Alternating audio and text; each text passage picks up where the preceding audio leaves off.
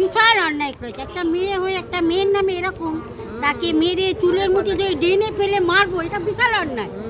সে তো 9 তারিখ কাজ দিলে মারুক, আমরাও দেখতে চাই। আমরা চাইবো না কোনো দিনই যে আমাদের জেনারেশনটাও ঠিক এর থেকেও খারাপ অবস্থায় ভুগুক।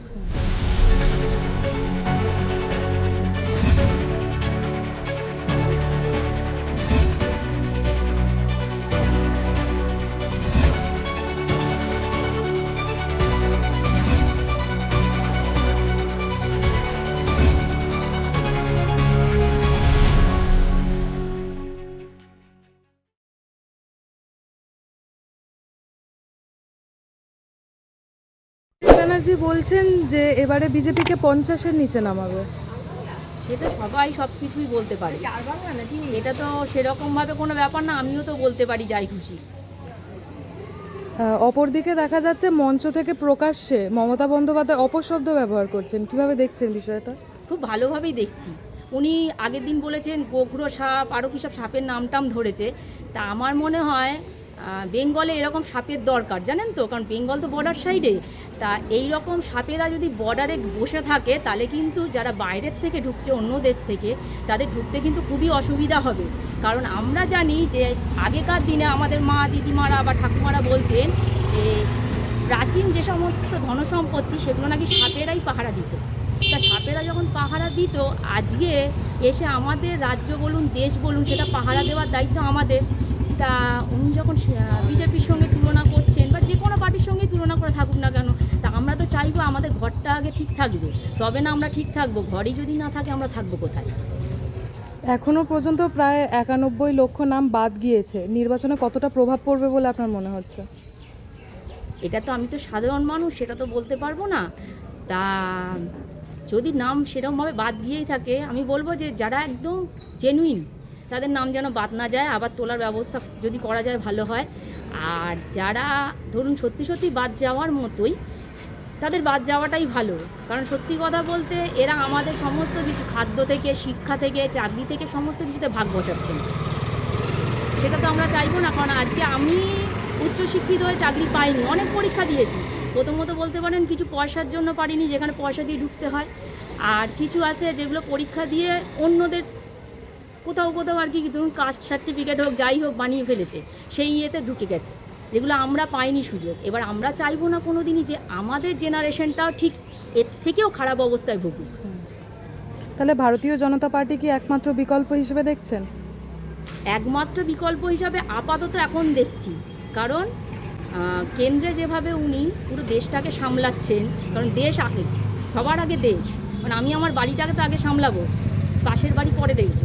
তা সেরকমভাবেই নিজের দেশ আগে, নিজের দেশটাকে যেভাবে ওনারা সামলাচ্ছেন, যেভাবে অপারেশন সিন্দুর হলো, সেভাবে আমার মনে হয় ওনারাই আপাতত best. Thank you so much. Naihati থেকে অভয়ের মা প্রার্থী হয়েছেন, কি মনে হচ্ছে? দেখুন দিদিভাই, একটু জোরে করুন। বলছি উনি প্রার্থী হয়েছেন, আমাদের শুভকামনা, আমাদের ভালোবাসা ওনার সাথে থাকবে। উনি জিতুক, আমরা চাই। ওনার ওপর অনেক অন্যায় হয়েছে, সেটা তো ঠিক কথা, আমরা তো জানি, সবাই জানি এটা, যে ওনার সত্যিই অন্যায় হয়েছে। মা, আজকে আমরা সন্তানের মা, আমরা জানি যে একটা সন্তান চলে গেলে তার যে দুঃখ, সেটা কোনোভাবেই মানে কিছু দিয়ে মেটানো যায় না। আমরা মেটাতে হয়তো কিছুটা দুঃখ লাঘব করতে পারি, চেষ্টা করবো দিদিভাই, সাথে আছি, থাকবো। লড়াই কতটা কঠিন হতে পারে বলে মনে হচ্ছে? হ্যাঁ, একটু তো টাফ আছে, তবে দেখা যাক কি হয়। দেখুন, মানুষ বলবে, এটা তো আপনি কিছু বলতে পারবো না, মানুষ কথা বলবে, দেখা যাক কিন্তু কি হয়। অভয়ের মা যেটা বলেছে খুবই অন্যায় করেছে, হ্যাঁ, বিশাল অন্যায় করেছে। একটা মেয়ে হয়ে একটা মেয়ের নামে এরকম তাকে মেরে চুলের মুঠি দিয়ে ড্রেনে ফেলে মারবো, এটা বিশাল অন্যায়। সে তো 9 তারিখ কাজ দিলে মারুক, আমরাও দেখতে চাই, মারুক 9 তারিখে। না, রেজাল্টটা বেরোক, তারপরে সেটা না, এটা খুব অন্যায়, খুব অন্যায় করেছে, বিশাল অন্যায় করেছে এটা। উনি সন্তানের মা, উনি একটা রাগ ক্ষোভ থেকে বলছেন, অবশ্যই বলছেন। একদমই উচিত হয়নি, একদম উনি ড্রেনে ফেলে মারবেন ওনাকে, এটা কি বলাটা উচিত হয়েছে? আর যখন অভয়া মারা গেছিল তখন কিন্তু আমরা সবাই ছিলাম সঙ্গে, তখন কোনো দল দেখিনি, তখন সবাই লড়াইতে নেমেছিল। কাউকে আমরা এই জিনিসটা ওনার মুখে একদম মানায়নি, একদম মানায়নি। কে বিজেপি, কে সিপিএম, কে তৃণমূল, আমরা সেটা দেখিনি। তার জন্য আমরা লড়াই করি। তার এই কথাটা কি সাজে? সাজে না, একদমই সাজে না, অশুভর মতন কথা। আবহাওয়া কি বুঝছেন? ভালোই বুঝছি। পানিহাটি থেকে তো ভারতীয় জনতা পার্টি থেকে প্রার্থী হয়েছেন অভয়ার মা, কি ফলাফল হতে পারে বলে আপনার মনে হয়? মানে মনে তো হচ্ছে জিততে যাবে। আপনারা কি চাইছেন, জেতাটা দরকার? ওকেই দরকার, কতটা দরকার তার জন্য? অনেকটাই দরকার। মমতা ব্যানার্জি বলছেন মেয়েদের রাত 8টার পরে বাইরে বেরোতে না, কিভাবে দেখছেন বিষয়টা? মমতা ব্যানার্জি তো অনেক কিছুই বলে যে রাত 8টার পরে, তাহলে এতটা হলো কেন? এখনকার মেয়েরা শিক্ষিত হচ্ছে, পড়াশোনা শিখছে, চাকরি করছে, 8টার মধ্যে কি বাড়ি ফেরা সম্ভব? 8টার মধ্যে কে কখনো বেরোতে সম্ভব হয় নাকি? অনেকের তো চাকরি বাকরি, তার অনেকের 10টা 11টা হতেই পারে, কিন্তু তারপরে তো নিরাপত্তার অভাব। নিরাপত্তা অভাবে ঘুরে দাঁড়াতে হবে। এখন ভারতীয় জনতা পার্টি কি সেই নিরাপত্তা দিতে পারবে? আমি সব জায়গায় যেখানে হচ্ছে এখানে নিশ্চয়ই হবে। এখানটা ওরা এতদিন ধরে তো চেষ্টা করছে এটা তো করার জন্য, মুক্ত করার জন্য। দেখা যাক এবার কি তাহলে বাংলায় পরিবর্তন আসছে? যতটা সম্ভব হতে পারে। হতে পারে। দিদি, লড়াই কতটা কঠিন হতে পারে বলে মনে হচ্ছে? লড়াই আমাদের কাছে কঠিন মনে হচ্ছে না, কিন্তু কিছু কিছু পাবলিক যেভাবে ওনাকে অ্যাটাক করছে সেজন্য হয়তো আমাদের একটু লাগছে, কিন্তু আমরা মনে করছি যে লড়াই কঠিন। আমরা একদম হেসে খেলে বেরিয়ে যাব, কারণ যেহেতু একটা নারী সুরক্ষা আজকে আমাদের বাংলায় হচ্ছে, অনেকেই বলছে হচ্ছে না তা না, কিন্তু ওনার মেয়েকে যেই নৃশংসভাবে হত্যা করা হয়েছে সেরকমভাবে কিন্তু কোনো হত্যা করা হয়নি। আপনি একটু ভালো করে দেখবেন, চারিদিকে খোঁজ নিয়ে অভয়াকে যেভাবে নৃশংসভাবে হত্যা করা হয়েছে আমার মনে হয় না সেইভাবে অন্য কাউকে করা হয়েছে। অভয়ার মায়ের জেতাটা কতটা জরুরি বলে মনে হচ্ছে? 100% জরুরি, আমাদের নারী সুরক্ষার জন্য জরুরি। নাহলে দিদিমণি আজকে বলেছেন 8টার পরে বাড়ির বাইরে বেরোতে না। এবার যারা আমরা আছি মারা, আমাদের মেয়েদের পড়াশোনা করাচ্ছি, তাহলে আমরা কি তাদের পড়াশোনা করা বন্ধ করে দেবো? যে 8টার পর তো বেরোতেই পারবে না, তাহলে মেয়েকে পড়াশোনা শিক্ষিত কেন করব? আমার মেয়েকে শিক্ষিত করব, সেই কাজে বেরোবে বা টিউশনি যাবে। একটা টিউশনি গেলেও অনেক সময় রাত্রিবেলায় 10টার সময় বাড়িতে ফেরে। এবার 10টার সময় যদি যেই বাচ্চারা বাড়িতে ফেরে তাদের যদি রেপ হয় রাস্তায়, দিদিমণি বলছেন যে তার দায়িত্ব তার, যে কেন বেরিয়েছে কেন, তাহলে তারা কি পড়াশোনা করবে না? তাহলে দিদিমণি চাইছেন যাতে আমাদের সমাজটা সব অশিক্ষিত হয়ে থাকেন আর ওনাকে ভোট দেন আর ভাতা নিয়ে বেঁচে থাকেন। এই জন্য দিদিমণি চাইছেন পুরো যাতে আমরা অশিক্ষিত থাকি, ওই জন্য 8টার পর সবাইকে বেরোতে বারণ করেছে। রাজনীতিতে নেমেছেন, তামান্নার মাও নেমেছেন, কিন্তু তামান্নার কেসটা কিন্তু আলাদা। ও একটা রাস্তা দিয়ে প্রচার যাচ্ছিল, বোমে উড়ে গেছে, আর ওকে তো তোমরা জানো কীভাবে নৃশংসভাবে হত্যা করে। তাহলে আজকে মা যখন বিচার না পেয়ে রাজনীতিতে নেমেছে, তো তোমরা কি সাপোর্ট করছো না করছো না সেটা বলো? করছো তো? তাহলে যদি করো, ওনাকে 29 তারিখে ভোটটা দিয়ে জেতাতে হবে, আমার মাকে বিচার দিতে হবে। আর নারী সুরক্ষা দিদিমণি কী বলেছে, 8টার পরে কেউ বেরোতে পারো। তোমাদের ঘরে মেয়ে ছেলে যাই হোক আছে তো, এবার যদি রাত্রেবেলা 8টার পরে পড়তে যায়, তত আসতে 10টা বাজতেই পারে। 10টা বাজে যদি তখন রাস্তা ধরে কিছু হয়ে গেল তোমার বা তোমার, কারণ ওরা বুড়ো বাচ্চা কাউকে ছাড়ছে না। যদি হয়ে যাবে তার দায়িত্ব কি সেই বাচ্চাটার বা বাচ্চা মার? অবশ্যই নয়। তাতে আবার সুরক্ষা পাই, সেই জন্য আজকে উনি কিন্তু সব দিতে এসছে, ওনার কিচ্ছু পাওয়ার নেই, উনি সব দিতে এসছে। এবার এতদিন 34 বছর দেখেছো, 15 বছর দেখলে 5টা বছর, তারপরে আবার যাকে খুশি নিয়ে আসবে। 5টা বছর ওনাকে দাও, উনি দেখো তোমাদের সুরক্ষা দিতে পারি কিনা, এই রাস্তাঘাট যা যা প্রবলেম, এই প্রবলেম সলভ করতে পারি কিনা। 5 বছর সহ্য করো, এত বছর যদি সহ্য করতে পারো 5 বছরও পারবে। ঠিক আছে বোন, একটু দেখো মাকে। এবার ওনার মুখটা কিন্তু দেখতে পাচ্ছ, ওনার কিন্তু শত কষ্ট হচ্ছে, শত কষ্টে উনি রোদ্রে ঘুরে। আমরা পার্টি করি, আমাদের কোনো ব্যাপার নেই, কিন্তু উনি কিন্তু কোনোদিন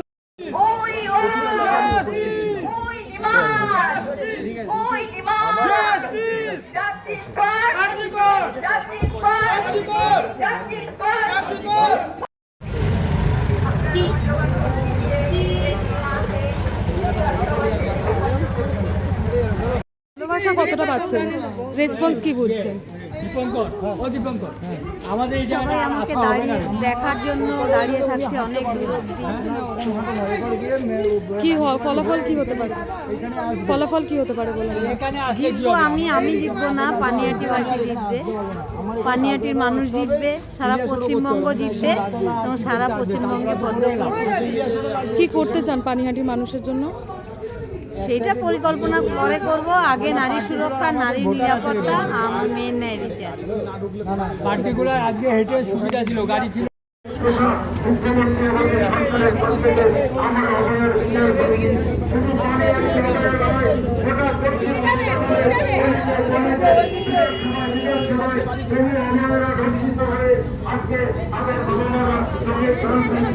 যখন পিঠটা দেওয়া থেকে যায় তখনই কিন্তু এই জায়গায় আসে, কারণ অনেকদিন পরে উনি চিন্তা করে এখানে এসেছেন। তাই মার বিচার আর কিচ্ছু না, আর নারী সুরক্ষা করে দিয়েছি। পেয়ে যাবো। দেখেছি 15 বছর দেখলাম, এবার 5 বছর আমরা দেখি ওনাকে, ওনার মেয়ের হ্যাঁ ওনার মেয়ের সুরক্ষা উনি যাতে বিচারটা পান, আর দেখি আমাদের কোনো সুরক্ষা উনি করতে পারে কিনা। 5 বছর পরে আমরা পাল্টে দেবো, অসুবিধা নেই তো, আমরা জনগণরাই তো সব। দিদিভাই ওনার কিছু নেওয়ার নেই, উনি সব দিতে এসছেন, কিন্তু কি করে যাবে বলুন?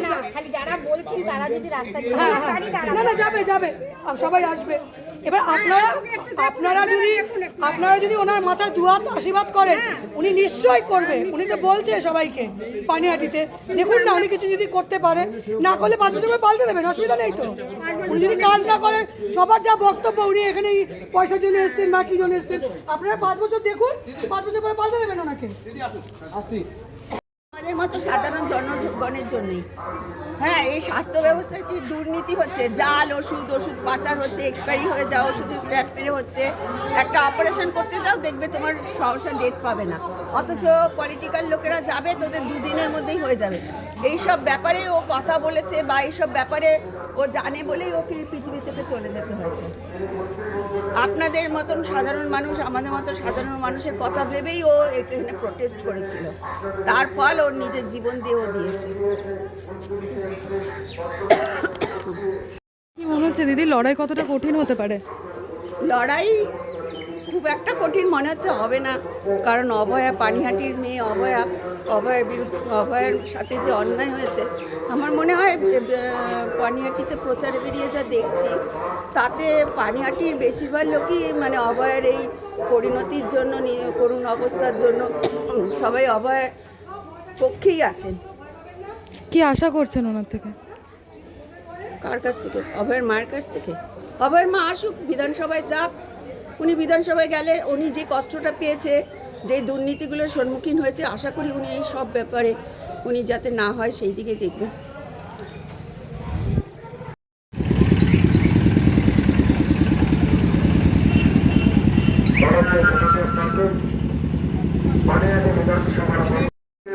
আপনাদের আশীর্বাদ দেওয়ার জন্য আপনারা সকলের কাছে আশীর্বাদ করুন।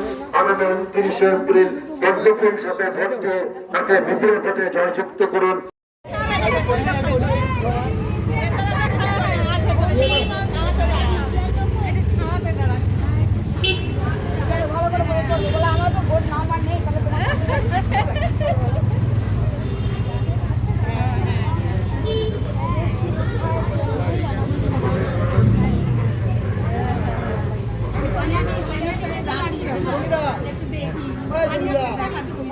বলছি এখান থেকে ঘুরে যাবো।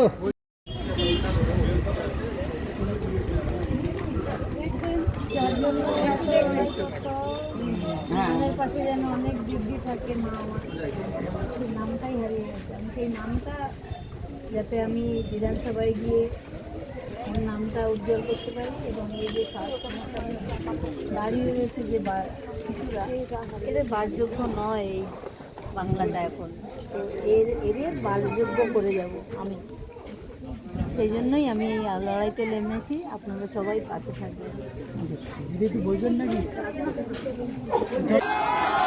আমার সাথী জেলা সভাপতি অনুপম ভট্টাচার্যকেও ধন্যবাদ, তিনি আজকে এখানে আমাকে আসার জন্য আমন্ত্রণ করেছেন, এবং তিনিও ভূমিপুত্র শঙ্কর সিকদারকে প্রার্থী করার বিষয়ে দলীয় নেতৃত্বের কাছে আবেদন করেছিলেন, তাকেও ধন্যবাদ। Old always gold. সোমনাথ বাবু এসেছেন, প্রাক্তন সভাপতি, দল যখন যা দায়িত্ব দিয়েছে পালন করেছে, এবারে দায়িত্ব এখান থেকে পদ্মফুল জেতানোর আমি ভাতৃপ্রতিম সোমনাথ ভাইকে দায়িত্ব দিচ্ছি। আমরা বিজেপি ব্যক্তিকেন্দ্রিক পার্টি নই, আমরা বিজেপি কোম্পানির মতো পার্টি চালাই না, আমরা বিজেপি বলি রাষ্ট্র প্রথম, দল পরে, ব্যক্তি আরো দূরে। এটাই হলো ভারতীয় জনতা পার্টির আদর্শ। আমরা ওই মুখ্যমন্ত্রী ভবানীপুরে যিনি হারবেন কিছুদিন পরে আমার কাছে, তার মতো আমিত্বে বিশ্বাস করি না। তিনি কয়েকদিন আগে বলেছেন যে কোচবিহারের মদন মোহনজির মন্দির আমি বানিয়েছি, জলপাইগুড়ির জলপেশ মন্দির আমি বানিয়েছি, নলাটের নলাটেশ্বরী মন্দির আমি বানিয়েছি, কালীঘাটের মন্দির বলেনি, স্কাই ওয়াক আমি বানিয়েছি। ওটাও বানায়নি, ওটা মুকেশ আম্বানি সিএসআর এর টাকা দিয়ে বানিয়েছে। আমরা হয়তো কোন দিন সকালে উঠে শুনবো কে রাজা শশাঙ্ক, আমি তো বঙ্গের আবিষ্কার কর্তা বলে ফেলতেও পারেন। তাই উনি আমি করছেন, আর আমরা করছি। সবাই মিলে আমরা শঙ্কর সিকদারকে জেতাবো। এই এলাকায় প্রত্যেকটি কাউন্সিলর আর পুলিশের নিচের তলায় আইসিওসিরা মিলে কত পুকুর বুঝিয়েছে বলুন আপনারা। এখানকার এক মহিলা কাউন্সিলর তার বাড়িতে ডেকে ছোট প্রমোটারকে বলছিলেন, ঘনা তো 150 নেয়, আমাকে 50 দিবি।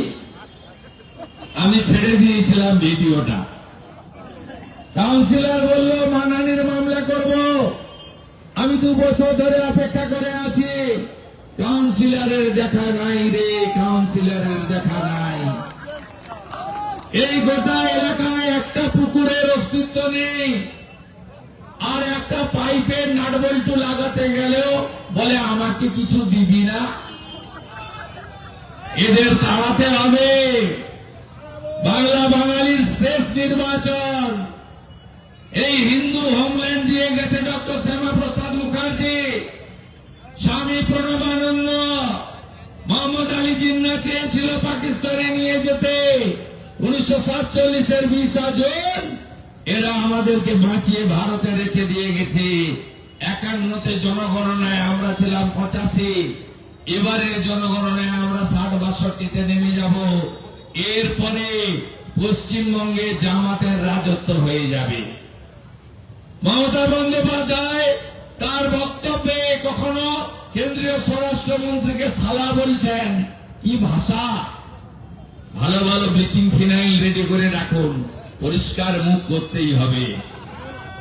মমতা বন্দ্যোপাধ্যায় বলছেন, তিনি বলছেন তার লক্ষ্য কি গ্রেটার বাংলাদেশ। গ্রেটার বাংলাদেশে জামাতিদের তিনি প্রধানমন্ত্রী হবেন। আমরা বাঙালি হিন্দুরা, পশ্চিম বাংলার সনাতনীরা এই জিনিস করতে দেব না, দেব না, দেব না। চাকরি চাই বিজেপি তাই, টাটাকে চাই বিজেপি তাই, নারী সুরক্ষা চাই বিজেপি তাই, সরকারি শিক্ষা চাই বিজেপি তাই, আয়ুষ্মান ভারতের কার্ড চাই বিজেপি তাই, কাটমানি সিন্ডিকেট রাজ মুক্ত কলকাতা পশ্চিমবঙ্গ চাই বিজেপি তাই। তাই আসুন আমরা সবাই মিলে শঙ্কর সিকদারকে জেতাই। কিছুদিন আগে ডাক্তার ইন্দ্রনীল খানের অফিস ভেঙেছিল। যেভাবে বেহালার বিজেপি কর্মীরা উত্তর দিয়েছে, যেভাবে বেহালার বিজেপি কর্মীরা 4 ঘন্টা থানা ঘিরে রেখেছে, যেভাবে মমতার পুলিশ বাধ্য হয়েছে একটা গুন্ডি রত্না চট্টোপাধ্যায়ের বিরুদ্ধে এফআইআর করতে, তাই জেগে গেছে জনতা। হেরে যাবে মমতা। জেনে গেছে জনতা, জেগে গেছে জনতা। তাই আপনারা একদম ভয় পাবেন না। ডোর ক্যাম্পেনিং আর বুথে শক্ত এজেন্ট বসানো, এই দুটো কাজ যদি করতে পারেন, ইলেকশন কমিশন প্রস্তুত। কাশ্মীর থেকে লাইন দিয়ে ম্যাক্স গাড়িগুলো বেরিয়েছে, বুলেট প্রুফ গাড়ি। তারা অযোধ্যা রাম মন্দিরে জওয়ানরা পুজো দিচ্ছেন, তারা আর মাত্র 400 কিলোমিটার দূরে আছেন। তারা ঢুকে যাবে বাংলায়, ঢুকে যাবে বাংলায়। এবারের নির্বাচন হবে ভয় মুক্ত, অবাধ, গণতান্ত্রিক পরিবেশে নির্বাচন।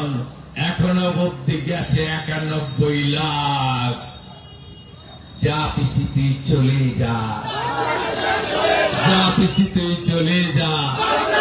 একটু আগে এক ঝুড়ি লোক নিয়ে ভবানীপুরে নমিনেশন করতে গেছে, এক ঝুড়ি। সেখানে বলেছে আপনারা সবটা দেখে নেন, আমি কিন্তু আসবো, ফিরে আসবো। আমি বল আপনার আশার হবে না। নন্দীগ্রামে হেরেছেন, ভবানীপুরেও হারবেন। প্রাক্তন মুখ্যমন্ত্রী হবে, মোদিজির ভাষায় सबका साथ सबका विकास तो होगा, सबका हिसाब भी होगा। আর এখানে একটা ফড়িং আছে সুদীপ পল্লে, আমি ফড়িংকে বলবো একটু ভদ্র হয়ে যান, বেশি লাফাবেন না। আপনাদের আমি নখ থেকে মাথা চুপ চিনি, মানুষের উপর ছেড়ে দেন। এই যে দাঁড়িয়ে শুনছেন না যারা উপর থেকে, এরাই ঠিক করবেন। পাল্টানো দরকার, পাল্টানো দরকার, পাল্টানো দরকার, পাল্টানো দরকার, পাল্টানো দরকার।